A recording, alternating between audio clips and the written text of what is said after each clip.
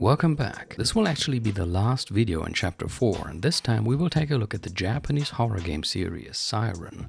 Siren was published by Sony Computer Entertainment and developed by a team called Project Siren. And this team had actually been established by former Team Silent members, Team Silent being the team that had been founded at the beginning of the development of Silent Hill 1.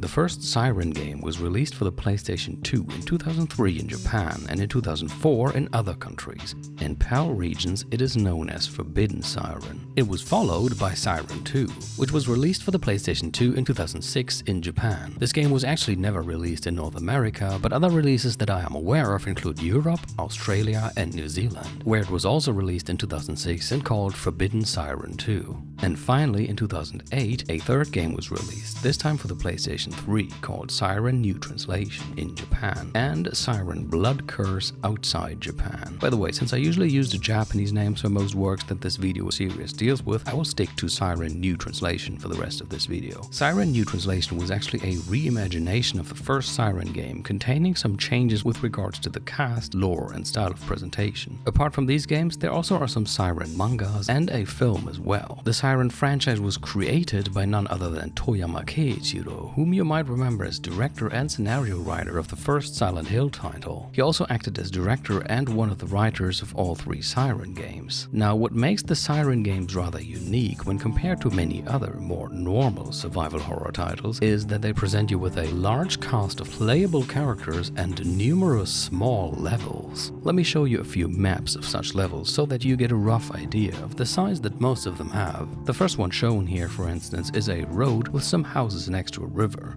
The second one is a two-story elementary school with a few classrooms, a gym, and some other rooms. The third one is a somewhat larger area spanning some rice paddies. Places like these are then visited by various characters at various points in time. What's more, the player has to fulfill certain goals within a level to advance the game and unlock new levels. Now, this means that there is a certain amount of repetition since you visit most levels more than once, but there's actually plenty of variation to make each visit fairly unique nonetheless. Your starting point, the amount, type, and placement of enemies, the characters you control, the exact time of day, your weapons or the lack thereof, and all kinds of interactive elements within the map will always differ depending on when and with what characters you end up in one of these levels. As for how the game connects all these elements, all the levels and characters are presented via a navigation table called the Link Navigator, which lists everything in chronological order. The game itself, however, does not tell its story in such orderly fashion and instead jumps back and forth both in time and between characters as you unlock new levels, creating a very confusing and complex narrative that matches the general weird and confusing tone of the Siren games. I should mention though that for Siren New Translation, the team decided to change the style of presentation to a more Hollywood-like approach, ditching the non-chronological level navigator along the way and instead employing an episodic format. サイレンは結構インディペンデント的な手法をずっと取り入れてきてたんですが、それを言ってみればハリウッド的な洗練させたエンターテインメントという形で進化させてやる部分が今回の新しい試みです。By the way, this clip was taken from a very interesting making-of called Siren Blood Curse Behind the Curtain of Terror. You can find a link to it in the video description. Also, the Sato Naoko you saw just now was one of the writers for Siren 1 and Siren 2 and had previously been a monster designer for Silent Hill 1. But alright, let us return to the first Siren for now. The plot of the first Siren game, I don't even know how to best summarize it, but let me try. It tells of a cast of characters that all live in or end up in the fictional town of Hanuda, or Hanuda in the English version, when some kind of earthquake hits, accompanied by the sound of a siren. The entire place has become disconnected from the rest of the world. Hanuda is suddenly surrounded by a blood-red ocean, even though it had originally been located in the mountains, far away from the coast. And even the rivers inside Hanuda are now filled with red water. On top of that, most of Hanuda's inhabitants have turned into zombie-like creatures called Shibito. Little by little, the player discovers small details about the region and finds out that the people of Hanuda have been following a cult-like religion called Mana since long ago. This religion had been introduced by a priestess called Yao Hisako, and it turns out that this character, Yao Hisako, was originally one of a few people who, about 1,400 years ago, during a famine, consumed the flesh of an extraterrestrial being with supernatural powers called Datatsushi. This creature, Datatsushi, had crashed onto the earth back then, and in its wounded form was mistaken by the starving villagers as a gift from the heavens, since they had been praying for their famine to end at that time. And so when these people began to devour Datatsushi, the dying creature let out a cry that killed almost everyone except for Yao Hisako, who was instead cursed by Datatsushi to lead an immortal life and tasked to revive its body one day. The current state of Hanyuda during the game as a place separated from our reality was the result of two failed revival rituals, one in 1976 and one in 2003, which caused both the 1976 and the 2003 version of Hanyuda to be sent into this separate realm where time and space of both town versions were merged. But it is also the prelude to Yao Hisako's next attempt at the revival ceremony, with the Shibito already building a nest in this warped Hanyuda for the creature Datatsushi, whom they revere as their god. And if you think that sounded crazy, then I would like to point out that that was just the short summary. Now, looking back at some of the games we've talked about recently, including Siren, it seems that religious cults and rituals were pretty popular topics in Japanese horror games in the mid to late 1990s and the years thereafter, which begs the question if there might have been any particular reason for this. A certain Chris Pruitt, in his article The Anthropology of Fear, Learning About Japan Through Horror Games, published in 2010, brings up the following point with regards to Japan, religion, and cults, which I would like to quote directly. He explains that, quote, "Since the end of World War II, when state-sponsored Shintoism was abolished, a variety of new religions called Shinshu-kyo have appeared. Some of these religions are large and influential. For example, Soka Gakkai, a branch of Buddhism which has a large following and a related political party, while others are esoteric and nonsensical, such as Pana Wave Laboratory, a group that covers their homes, cars, and bodies with white tarps to protect themselves from electromagnetic radiation. In 1995, a religious group named Om Shindikyo released sarin gas on several Tokyo subway lines, killing 12 people and injuring many others. Investigation of the group revealed chemical weapons, bombs, drugs, and other evidence of planned terrorism.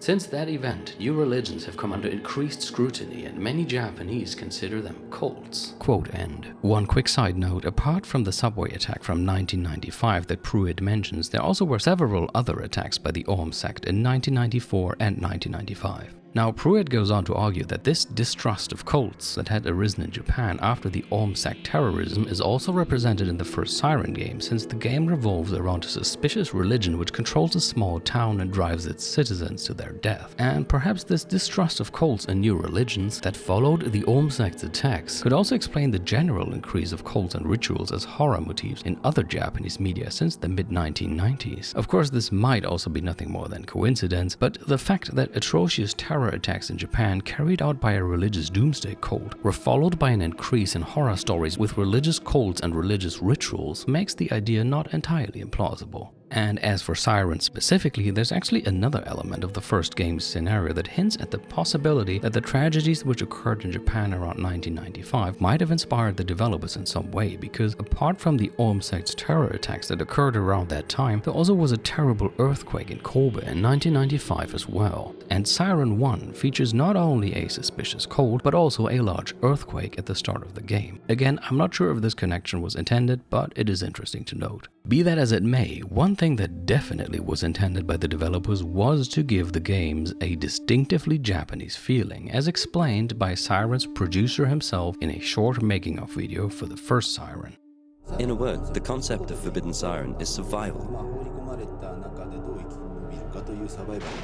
But also we wanted to make it a distinctively Japanese experience. And so, in the following section, I would like to give some examples that demonstrate how they try to achieve this goal. First off, similar to Zero, the Siren games take place within Japan, and not only that, the town of Hanyuda from the first Siren is actually based on real abandoned settlements within the city of Chichibu in the Saitama prefecture. here are two pictures that were taken during an actual tour of such an abandoned place. Siren's director Toyama Keiichiro and the previously mentioned Sato Naoko also participated in this tour. What's more, the town of Hanyuda was also inspired by a Japanese urban legend, namely the urban legend of Sugisawa village, which according to the legend was a village in the Aomori prefecture where a man went crazy one day and murdered everyone before killing himself. The urban legend goes on to claim that the local government left the village as is and denied that this ever happened, even going so far as to erase the village from local maps. This urban legend appears to be based on a real event from 1938 called the Tsuyama Massacre, where in a village that was called Kamo back then, a man took the life of 30 people before taking his own. Now, in an interview with Siren creator Toyama Keiichiro, Toyama explained that this urban legend of Sugisawa village was quite the hot topic on the internet for a while, and that there was a bulletin board thread back then that Toyama himself followed. This bulletin board thread dealt with a boy who went to investigate a rumored haunted spot on a mountain bike, and this haunted spot was probably supposed to be the fabled Sugisawa village from the urban legend. And both this urban legend of Sugisawa village as well as this bulletin board thread were then used as further inspiration for the town of Hanyuda in the first Siren game, because the first Siren actually tells of a mass murder that happened in Hanyuda in 1938, and one of the characters you play, a student called Tsuda Kyoya, actually visits Hanyuda on his mountain bike to investigate a ghost town rumor after reading about it online in a bulletin board thread.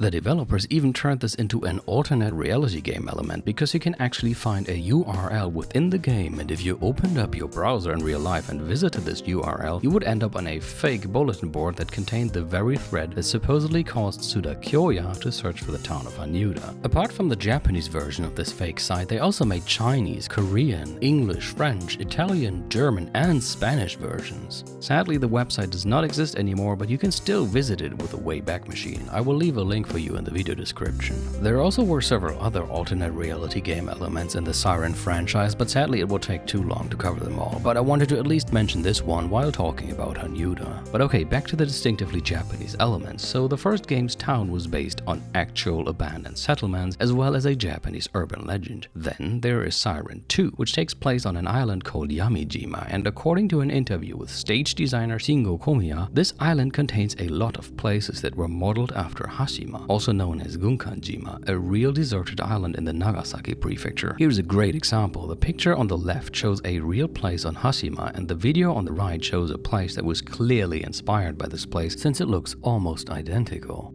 Finally, as for Siren New Translation, in the previously mentioned making of Siren Blood Curse Behind the Curtain of Terror, the same Shingo Komiya, now lead stage designer, explains that the team actually went to various parts of Japan to take pictures that would serve as the basis for the feeling of the game and its locations.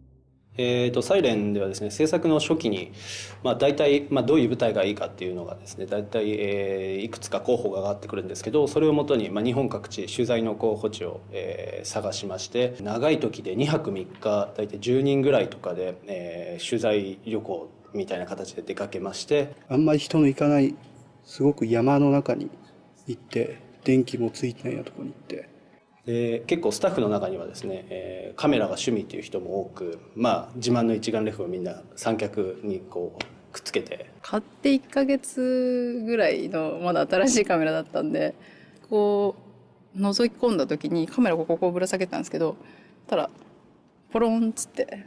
Then there is the cast. Almost all Siren games feature an exclusively Japanese cast, except for the third game, which added various US American characters to the cast, but still takes place in Japan. And what's more, the first two Siren games actually cast real Japanese people as models for the game's characters and took various shots of their faces and used this footage to animate the facial expressions of the in-game characters. This made them look surprisingly realistic, especially for the time the first two games came out, and gave the entire franchise a very cinematic feeling, with many of the cutscenes almost looking like you were actually watching a particularly weird Japanese horror movie or Japanese horror teledrama. Now, the third title, Siren New Translation, based its characters on real people as well, but this time they didn't superimpose photos onto simple character models anymore, but instead used more motion capturing, took many reference pictures, and then modeled the in-game characters based on all that. So we have a Japanese cast, with a few exceptions, based on real Japanese actors, Japanese settings based on actual Japanese locations, and some resemblance to Japanese horror cinema. Speaking of Japanese horror cinema, it's also noteworthy that the opening that plays when you boot up Siren 1 looks and sounds like it was inspired by the weird video from Ringu.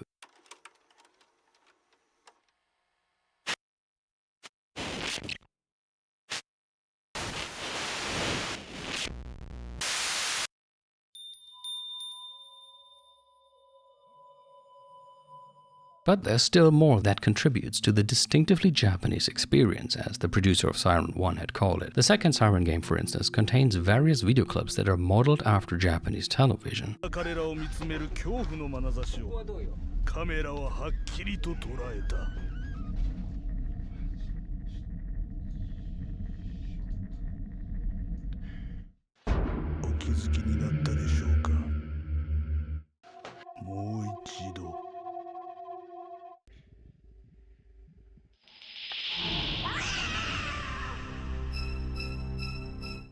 Then there's the fact that especially the first Siren incorporates various elements from actual Japanese folklore into its plot, and sometimes even implies that within the game's fictional world, certain characters or events from the game were the actual cause of these folkloric tales. For instance, the immortal priestess Yao Hisako in the first Siren game is based on an actual Japanese legend, the legend of Yaobi-kuni. This legend tells of a girl who stopped aging when she consumed what in most versions of the story was the flesh of a mermaid or some other kind of aquatic creature. However, the girl eventually saw her eternal life as a curse and became a priestess. This is very reminiscent of Siren 1's Yao Hisako, who ate the flesh of the extraterrestrial being Datatsushi 1400 years ago and was thereafter cursed to live forever and became a priestess with the task of reviving Datatsushi. What's more, the extraterrestrial being Datatsushi is also referred to as a fish from the sky, thus referring back to the folkloric legend of Yaobi-kuni, who ate something aquatic to become immortal. Another example, at one point of the game the player finds a Shinto shrine in Hanyuda called the Mizu-Hiruko Shrine, where the locals worship the deity Hiruko. Hiruko, which can be translated as the leech child, appears in the Japanese myth of creation as the deformed child of the deities Izanagi no Mikoto and Izanami no Mikoto, who rejected their disfigured son and cast him into the sea in a small boat. Ebisu, the Japanese deity of fishermen and luck, is sometimes also identified as Hiruko, with the story claiming that Hiruko, the leech child, became Ebisu after he was washed ashore and cared for by the indigenous Ainu people. And these two examples actually also lead over to my next point, because the Siren games contain a lot of fish and ocean motifs. And while the previous examples for this were taken from the first Siren game, Siren 2 definitely continued this trend, as its entire plot revolved around a grotesque mermaid-like creature called Mother, as well as an equally grotesque being called Otoshigo that is said to have dwelt at the bottom of the ocean. The third game, Siren New Translation, which as explained before is a reimagination of the first Siren game, actually replaced Siren 1's godlike entity Datatsushi with an extra-dimensional being called Kaiko. This could be translated as Silkworm Child, but although Kaiko looks even more like an insect than Datatsushi did, this new antagonist still didn't lose its relation to the fish motif. Remember that Datatsushi was called a fish from the sky in Siren 1, and in a similar fashion there is a text in Siren New Translation that describes Kaiko as skyfish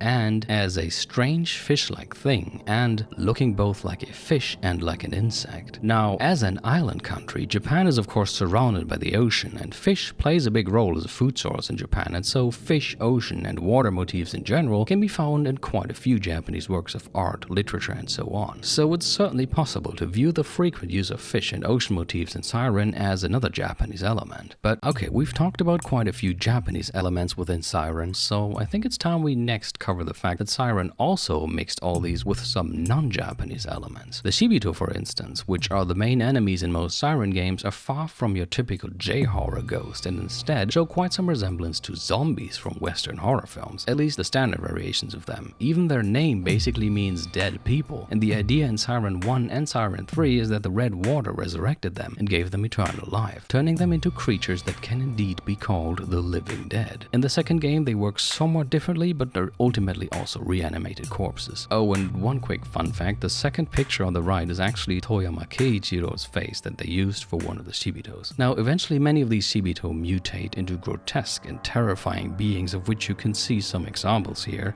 but they usually begin as zombie-like creatures that only retain some faint memories from their lives before they turned, sometimes mindlessly repeating simple acts or chores that were part of their daily life. These first-stage Shibito don't appear to be very intelligent and even enjoy munching on your flesh like a true zombie. One thing that makes them different from your typical zombie, however, is the fact that in most cases you cannot kill them. In fact, almost every enemy in the Siren franchise is invincible. You can briefly incapacitate them, which will cause them to cower on the ground, but they will eventually recover and return to patrol the map. This of course adds to the unique atmosphere and tension of these games, as you can never really feel safe no matter how many enemies you defeat. The threat doesn't go away, and the fact that your characters are often unarmed or very weak, or both, can make for extremely tense situations, especially in the first game where most levels don't even have checkpoints, meaning that you have to do everything all over again every time you die. Of course, this is also one of the aspects that can make the game incredibly frustrating, but if you can look past that and bring enough time and patience to the table, then these aspects can certainly enhance the strange experience that is Siren.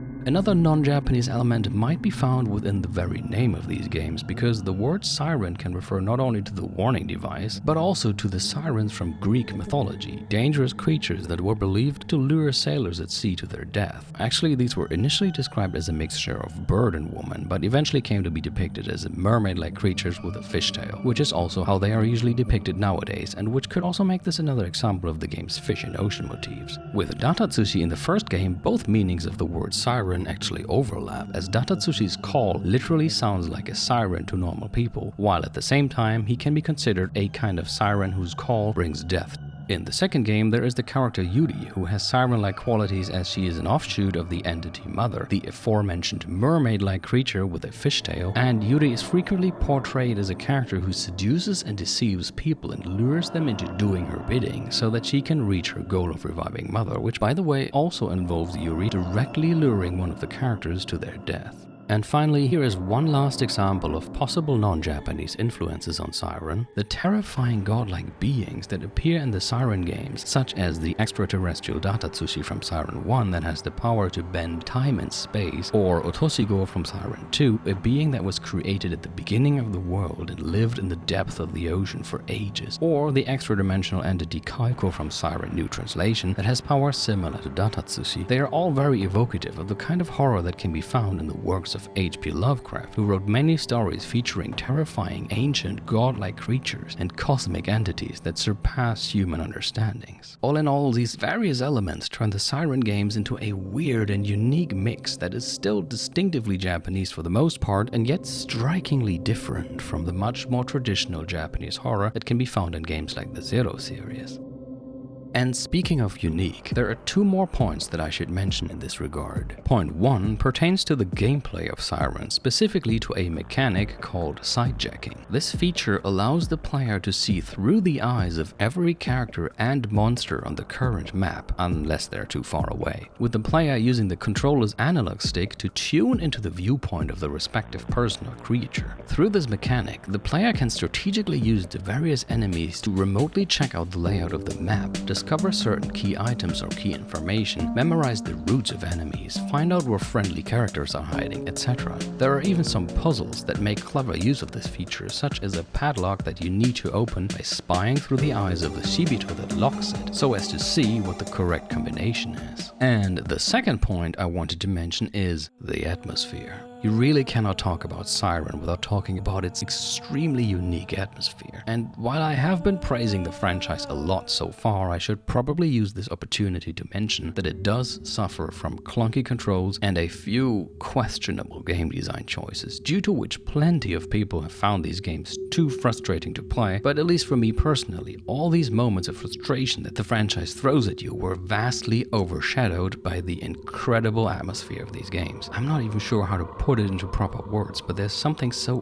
otherworldly about everything in the games, from the locations to the music, the monsters, the confusing and absurd plot, the non-linear storytelling, the weird facial animations. Everything combines to such an oddly terrifying experience that I cannot really compare to anything I've ever seen. This inexplicable atmosphere is also one of the core elements that make the games extremely uncanny in my opinion, as this constant sense of confusion and uncertainty that permeates the Siren games and becomes the foundation of the entire world you experience in them can definitely add an uncanny quality to it all. Here are a few examples of the game's atmosphere.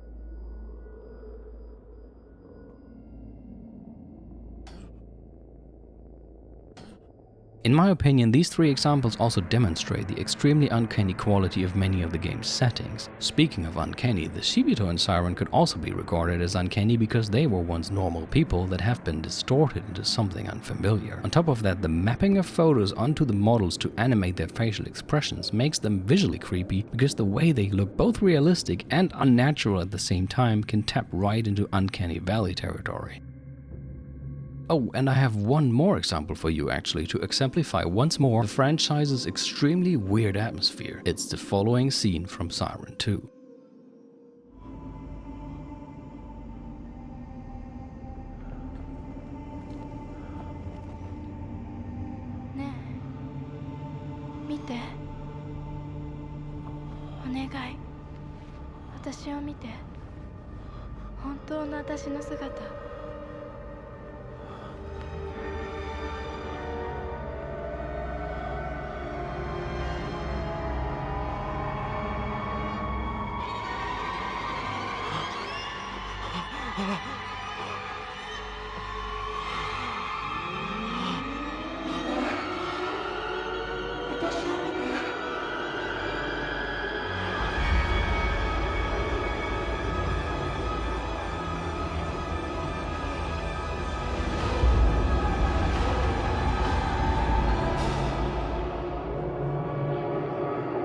I'm not even sure what to say to that, but I hope it could serve as a good example of why I keep saying that the Siren franchise is extremely strange and unique.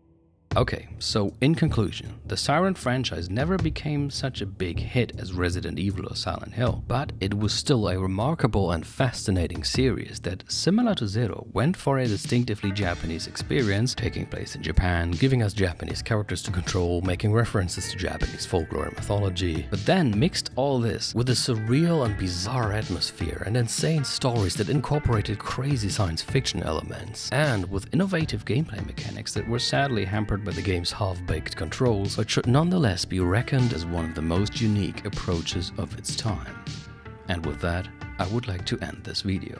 Furthermore, as mentioned at the start, this will also mark the end of Chapter 4, in which we have covered the very beginnings both of horror games in general and of Japanese horror games in particular, and have then discussed a few of the biggest and most impactful titles from the world of Japanese horror games. And just like with the end of the chapter on Japanese horror literature and the end of the chapter on Japanese horror cinema, there once again is a lot more that I would have loved to discuss but ultimately had to leave out for several reasons. And so that is why at this point I will draw the curtains on Chapter 4, meaning there's only one final Japanese horror game discussion waiting for you in Chapter 5, where I will delve in great detail into the Japanese video game Silent Hill 2 as a concrete example of Japanese horror. I hope to see you there, and as always, take care and goodbye.